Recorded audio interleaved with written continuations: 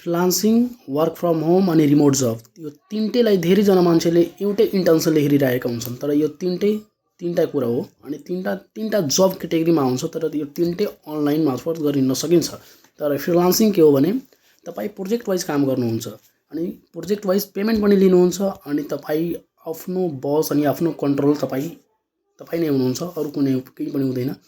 तर रिमोट जबमा के हुन्छ, यो एउटा फुल टाइम क्याटेगोरीको जब हो।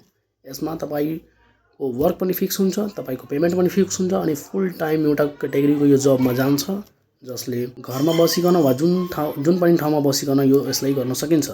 तर वर्क फ्रम होम, चाहे तपाईँ फ्रिलान्सिङ गर्नुहोस् वा रिमोट जब गर्नुहोस्, तपाईँ घरमा बसिकन गरिनु भइरहेको छ भने वर्क फ्रम होम हो। अनि वर्क फ्रम होममा पनि कुनै कम्पनीको लागि गर्नु भइरहेछ वा एजेन्सीको लागि गर्नु भइरहेछ, त्यसको अफिसमा जानु पर्दैन। तपाईँ घरबाट पनि बसेर गर्न सकिन्छ। इन्टरनेट अनि ल्यापटप भए पुग्छ, कम्प्युटर भयो, डेस्कटप भयो पुग्छ। तिनटै क्याटेगोरीको जब हो। यसमा तिनटालाई एउटै इन्टेन्सनले हेर्नु पर्दैन। So thank you.